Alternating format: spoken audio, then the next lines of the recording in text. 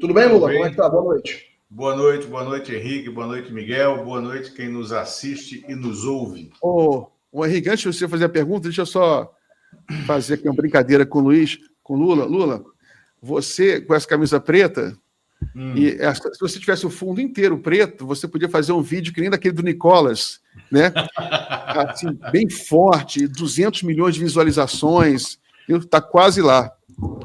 Bom, mas aí faltava a verborragia evangélica. É. Mas você pode chegar lá, é só treinar. Faz sua pergunta aí, Henrique. Lula, me diga uma coisa, você está em Brasília, né? Isso. Você deve ter visto hoje que o governo dos Estados Unidos, o Departamento de Estado, determinou à embaixada, a representação diplomática dos Estados Unidos no Brasil, que emitisse um alerta meio urgente, assim, de risco de sequestro em todo o Brasil. Olha o nível da pataquada, da palhaçada. Emitir um sinal de risco de sequestro iminente para os cidadãos americanos. Como se o Brasil fosse mais ou menos a Síria durante a Guerra Civil ou o Iraque durante o período da invasão americana, em que se um americano aparecesse lá, obviamente ia ser trucidado. E nesse alerta, eu queria que você falasse também desse alerta, que me parece mais uma ferramenta de pressão do Trump e do Marco Rubio para tentar criar mais animosidade, é uma coisa cretina. Em especial, eles falaram que aí em Brasília, o Lula, não pode nem sair na rua, que saiu na rua, os caras saem sequestrando. Tá desse jeito aí mesmo em Brasília? Olha, primeiro, não está desse jeito. Agora, na verdade, isso é uma escalada, né? Que a gente tem que olhar com muito cuidado o que está acontecendo, não uma escalada de sequestros. Essa escalada de terrorismo diplomático que os Estados Unidos estão fazendo. E quem alertou para isso de maneira muito precisa foi o ex-prefeito de Nova York, do Partido Democrata, o Bill de Blasio. Por quê? Porque esse aviso veio na esteira da tentativa do Conselho do Departamento de Estado americano para que o Brasil declare que o PCC e o Comando Vermelho são organizações terroristas. A gente sabe que o PCC e o Comando Vermelho já estão à frente, né, das entidades criminais, das corporações criminais, das organizações criminosas que estão promovendo o tráfico de drogas, sobretudo cocaína, para os Estados Unidos e Europa e África e Ásia, né? Mas, nesse caso aqui, o que importa é os Estados Unidos. Então, esse alerta, segundo, se você conecta o que o Bill de Blasio está aconselhando, não declarem PCC e Comando Vermelho como organizações terroristas, são organizações criminosas. Por quê? Porque se você declara como organização terrorista, os Estados Unidos vão, pelos acordos de cooperação que eles já têm assinados com diversos países latino-americanos, eles podem promover intervenção militar em nosso território a pretexto de estar combatendo a organização criminosa. Então, esse comunicado de hoje, alertando para uma epidemia de sequestros no Brasil, que não está existindo, a gente já teve problemas do crime usando os sequestros relâmpago, usando os sequestros, né, mais atrás, né, para fazer caixa, né, com os resgates, mas neste momento é uma escalada do terrorismo diplomático aplicado pelos Estados Unidos, e eles estão fazendo o mesmo com o México, que tem um problema maior em relação a gente. O México tem aquela fronteira enorme, né, terrestre, com os Estados Unidos. Então, agora, a gente, na hora que houver, se houver, essa admissão de que as organizações criminosas, PCC e Comando Vermelho, são também organizações terroristas, que não são, porque por trás delas não há nenhuma ideologia política, é crime apenas, é dinheiro, é droga, é arma, é tráfico, é violência, mas não há uma ideologia, então não há uma luta, não há um terror, não há um terror envolvido nisso, né? São aterrorizantes os atos das organizações criminosas, como são das milícias também, né? Mas não são terror. Então, essa escalada do terrorismo diplomático americano preciso a gente ficar alerta, porque eu acho que o Bill de Blasio, ex-prefeito de Nova York, do Partido Democrata, ele decifrou muito bem o que está por trás desse comunicado esdrúxulo e absolutamente intempestivo divulgado hoje. Só um comentário também, Henrique. Isso de fato perigoso. É preciso não confundir organização criminosa com organização terrorista, né? São duas coisas completamente diferentes, né? A confusão não ajuda a combater o crime. E também a gente vê uma escalada de violência dos Estados Unidos contra o mundo inteiro. Não é nem só contra o Brasil, contra o mundo inteiro. Não, exatamente. Né? Os Estados Unidos está vivendo um momento perigoso, é um país que se tornou um país extremamente perigoso. A gente viu recentemente o Trump lançou aquele tarifaço contra o mundo inteiro. Aquilo foi uma agressão ao mundo, ao comércio internacional como um todo. Não foi só a China, foi o mundo inteiro que foi tarifado. Depois ele nem voltou atrás, porque a tarifa de 10% que ele botou como base é muito maior do que tinha antes. O que tinha antes era a média de 2% de tarifas. Aumentou para 10%, 5 vezes mais. Isso aí atrapalha o planejamento de negócio do mundo inteiro. E esse tipo de coisa, Lula, tem que ser feito conversando com os parceiros comerciais. Não se faz isso. Você tem que usar a OMC, a Organização Mundial do Comércio, porque as pessoas têm planos. São milhões e milhões, no caso até mais, bilhões de pessoas que acabam sendo afetadas por essas decisões intempestivas dos Estados Unidos. Uhum. E no caso da organização, essa caso de tentar classificar como organização terrorista o PCC, Comando Vermelho, assim como estão fazendo no México, isso é extremamente perigoso, que é a razão que eles querem criar uma brecha para infiltrar o FBI no Brasil, a CIA, as agências secretas no Brasil, porque aí com essa brecha eles entram aqui e começam a fazer articulação golpista no Brasil, como os Estados Unidos já fez durante décadas. Então é muito perigoso. É bom se alertar isso. Lula, bom se alertar. Agora, nesse mesmo toada, essa interferência estrangeira no Brasil é o que o Bolsonaro mais quer, né, Lula? Esse, inclusive, hoje, né? Ele está pedindo isso, né? Exatamente. Ele está pedindo isso e, na verdade, isso virou a bandeira dele, isso virou o ringue no qual ele quer brigar. Em alguns momentos, a gente vê personalidades do governo engolindo essa corda, personalidades do PT engolindo essa corda, sem saber como desfazer, desatar. A gente está precisando de uma Nossa Senhora desatadora de nós, entendeu? Para desatar esses nós dessas armadilhas, né? Armadilha que o Eduardo Bolsonaro construiu. Num primeiro momento, o impacto foi... pegou o governo assustado. Depois o governo reagiu muito bem. Eu acho que a área diplomática, nesse caso da punição a ministros do Supremo, a pessoas do Judiciário, que em tese, porque até agora ninguém foi punido de fato, né? tem sido muito boa, né? Tem sido muito bem conduzida essa resposta no campo diplomático, com uma frieza, né?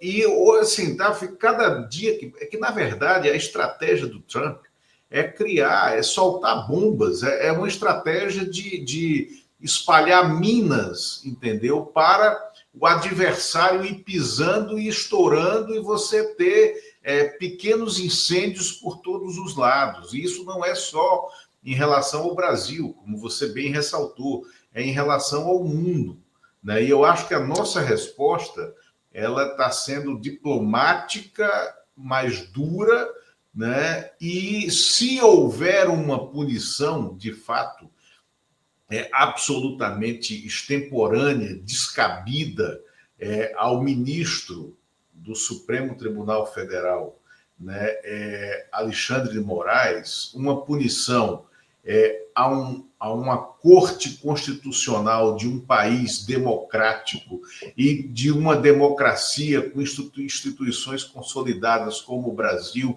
que venceu um golpe de Estado há 2 anos e meio, o 8 de janeiro de 2023, não tenha dúvida que a resposta do Estado brasileiro será muito dura também.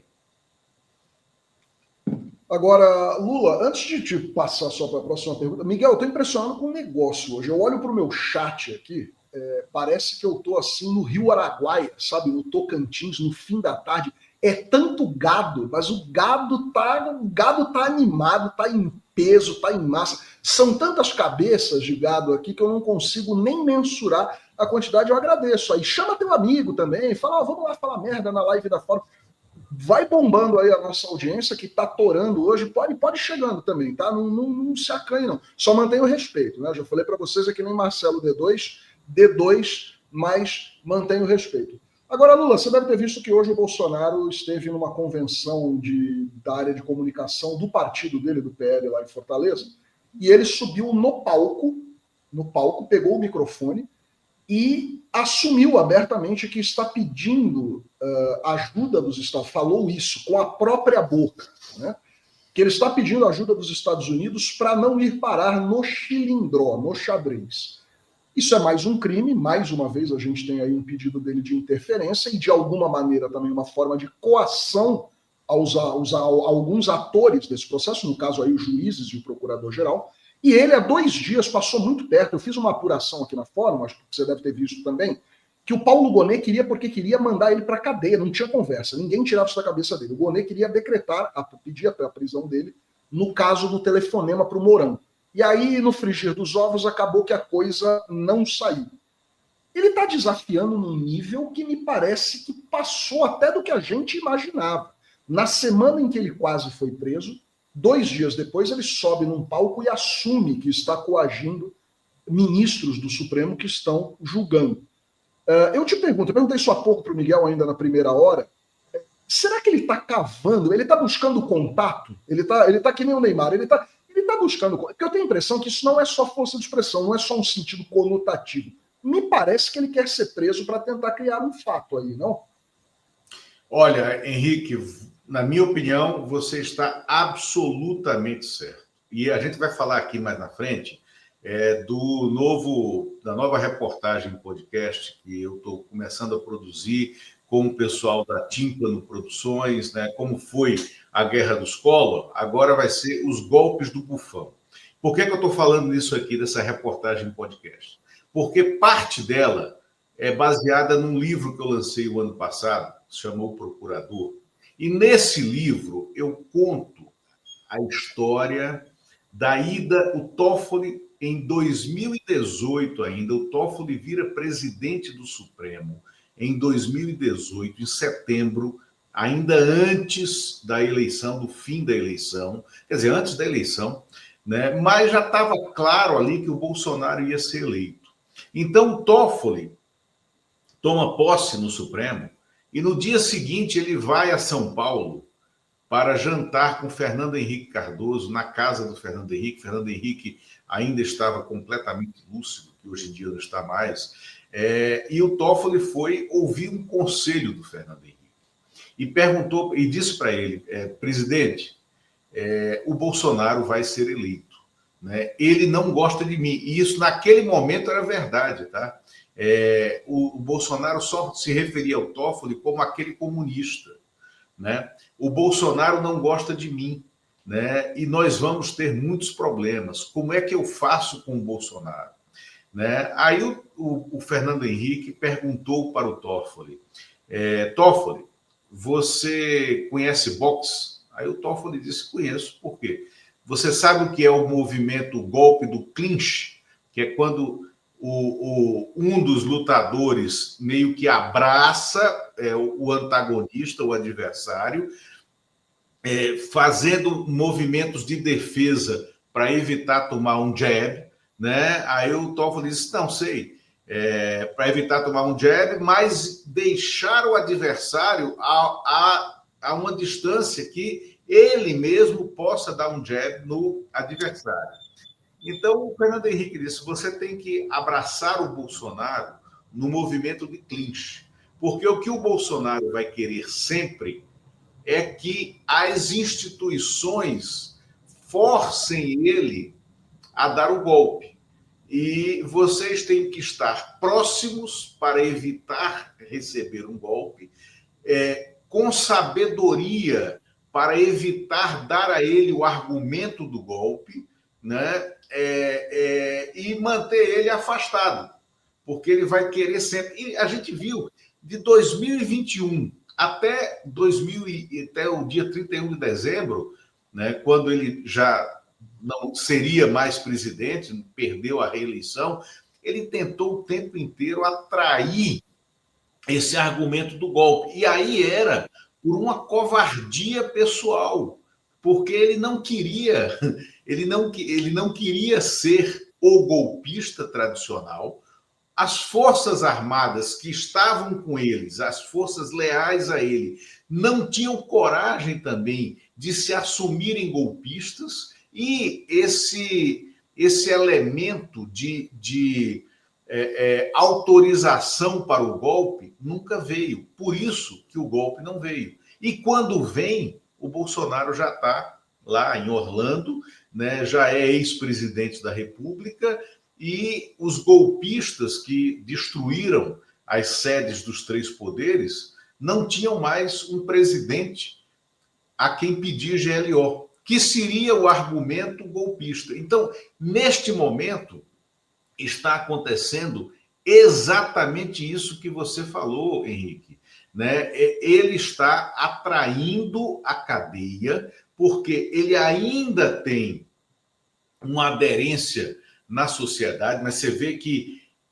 um pedaço da direita que estava ao extremo está tentando construir soluções ao centro, à centro-direita, a uma direita clássica, né? Porque o Bolsonaro está perdendo a aderência dessa extrema-direita maluca, golpista. Está ficando claro que isso foi muito caro para o país, né? E a única forma de ele dar o golpe agora é ele ser preso, né, e criar um movimento de comoção nacional. Então, isso que ele fez no Ceará foi exatamente isso. E olha, escolheram a D do Ceará, aonde essa maluquete desse André Fernandes teve um desempenho absolutamente acima da média da direita no Ceará. Eu acompanho eleições no Ceará há muito tempo, fiz campanha no Ceará, né? Nunca vi o desempenho que o André Fernandes teve, né? Sendo um personagem da extrema-direita maluquete, né? E aonde eles estão recebendo um apoio nesse momento agora do Ciro Gomes, né? E quem está falando isso e fazendo essa advertência não sou eu apenas. O próprio Cid Gomes, irmão do Ciro, advertiu a possibilidade de haver uma aliança da extrema-direita no Ceará com o Ciro, tendo o Ciro como candidato, né? Por quê? Porque aí 2 bolsonaristas de extrema-direita seriam candidatos ao Senado, apoiados pelo Ciro, que poderia tentar voltar ao governo. Imagina se o Bolsonaro crava, né, um eleitorado no Nordeste, no estado que tem o terceiro maior número de eleitores no Nordeste. Você tem a Bahia, Pernambuco e Ceará. É o terceiro, né, maior colégio eleitoral do Nordeste, numa região que sempre foi um bastião, não da esquerda, do lulismo, né? Numa região onde o Lula venceu todas as eleições que disputou de 2002 para cá, né? E que deu a vitória, deu uma diferença relevante para Dilma nas eleições de 2010 e 2014. Pois é, então o que a gente percebe é que assim, essa leitura não é só minha, eu imaginei que você também tivesse essa impressão, porque ele é um sujeito que não é possível. Ele está chamando essa prisão e está tentando justamente criar esse fato. Eu só tenho uma opinião, que talvez, não sei se é divergir ou não é um caso de divergência, mas eu não creio que depois de tudo que aconteceu ele consiga mais juntar muita gente para criar nada, porque, inclusive, a última manifestação dele, depois que ele postou a foto do bucho aberto lá e tal, ele juntou 3.400 pessoas só em Brasília. Então, quer dizer, eu já fui em jogo do Mogi Mirim com mais público. Então, você imagina que isso não é tanta gente assim. Eu não sei se teria essa adesão, mas que ele está tentando criar esse fato político, ele está tentando. Miguel. Henrique, infelizmente, a gente não pode subestimar a força da direita no Brasil. Sai até pesquisa hoje, o Bolsonaro ele tem muita intenção de voto, assim como tem o Tarcísio em todas as pesquisas. É inacreditável. Quando eu penso isso, Lula, com muita tristeza que eu penso que você tem uma parcela tão grande da sociedade brasileira que ainda estaria disposta a botar de volta no poder uma figura tão nefasta como o Bolsonaro, né? Mas é um fato. Eu acompanho também a situação no Ceará. Inclusive, o último bloco aqui, assim que você sair, a gente vai receber a jornalista Inês Aparecida, uma das principais jornalistas do Ceará. Inclusive, acho que ela até já entrou aqui, eu vi um barulhinho, está aqui por aqui. A gente vai falar sobre o Ceará, que eu acho... Eu também acompanho. O Bolsonaro está em Fortaleza. Não sei se ele já saiu de lá, ele participou de um evento, fez um jantar ontem, teve um evento hoje, e foi lá no evento, foi o Roberto Cláudio, né, que foi prefeito de Fortaleza por 2 mandatos seguidos, 8 anos prefeito, foi candidato ao governo do Ceará em 2022, apoiado pelo Ciro. E o Roberto Cláudio, junto com o Ciro, depois de implodir o PDT do Ceará, implodir mesmo, eu nunca vi uma implosão tão bem feita quanto essa que eles organizaram, né? O PDT vai praticamente desaparecer do Ceará depois da passagem do Ciro Gomes, depois desses... agora está certo que o PDT vai perder todos os deputados estaduais, todos vão sair, a maior parte vai sair em direção ao PSB para apoiar o Eumano de Freitas, e os mais ligados ao Ciro Gomes, ao Roberto Cláudio, vão sair para o PL do Bolsonaro, para você ter uma ideia. O Roberto Cláudio anunciou a saída do PDT ontem, e aí está entre União Brasil e PL, né? E ele é o candidato preferido do André Fernandes e do Bolsonaro. Roberto Cláudio. Como é que uma pessoa como o Roberto Cláudio, vou fazer essa pergunta, depois eu vou fazer para a Inês Aparecida, que vai vir no próximo, que passou a vida inteira sendo alguém dentro, participando de grupos progressistas, né? Partido Progressista, foi do PSB, foi do PDT. Na pandemia, teve um bom governo, teve um governo bem avaliado, e bem avaliado porque o eleitorado de Fortaleza é progressista e porque adotou políticas progressistas, né? Em relação à saúde. Como é que um cara desse segue o Ciro Gomes e vai lá beijar a mão do Bolsonaro? Que é isso que ele foi fazer ontem e hoje. Beijar a mão do Bolsonaro. O que ele acha que vai ganhar com isso, na sua opinião? O Ciro? O Roberto Cláudio? É. O Roberto Cláudio um soldado do cirismo. E é uma pena, porque o Roberto Cláudio surgiu na política como candidato e ganhou, né? A prefeito de Fortaleza. Ele era da área acadêmica, ele foi reitor, né, da Universidade Federal do Ceará, e se perdeu, né, nesses caminhos insondáveis da política e do puxa-saquismo, né? Fez até uma boa administração, mas ele, do ponto de vista ideológico, ele é uma geleia, né? E o que ele foi fazer lá foi justamente isso que eu te falei. Ele deu o recado para o Ciro, né? Desculpa, a Inês Aparecida está falando aqui, o pai do Roberto Cláudio é que foi reitor. Sim, o pai dele é que foi reitor, não ele, né? Mas ele é dessa área acadêmica, né? Lá no Ceará. E lamentável essa geleia em que ele se transformou e curvando a coluna, né? Num Estado que lutou muito bravamente, o campo democrático do Ceará lutou muito bravamente contra o poder dos coronéis lá no Ceará, né? Sobretudo de Virgílio Távora, que era um coronel dourado, né? Pela ditadura lá, e que teve o comando da política cearense durante muito tempo, né? É isso, Miguel.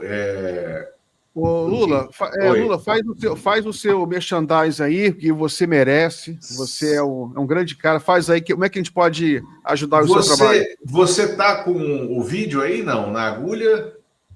Quer que eu poste aquele vídeo? Quero aquele vídeo, se você colocar. É o seguinte, tem gente perguntando aqui no chat também, quando é que vem o novo episódio de Trapaça. A gente está preparando, eu e o pessoal da Tímpano, Plataforma Brasília, Tímpano, Gabriel Prioli, né? Estamos começando a produção da segunda temporada da reportagem podcast Trapaça, que agora será os golpes do Bufão. E a gente precisa de um financiamento para isso. Tentamos de algumas formas, a Fórum vai nos ajudar na divulgação dessa campanha de financiamento. Não é esse o vídeo, é o vídeo mesmo, que está no teu... É você falando, né? Então, exatamente. Está subindo aí, vai subir no minutinho. Tá bom. Então, é esse vídeo onde eu falo da campanha. Tem aquele link que você colocou aí, que é para a plataforma Apoia-se, né? Que é apoia.se/Plataforma Brasília, tudo junto, que é a campanha de crowdfunding.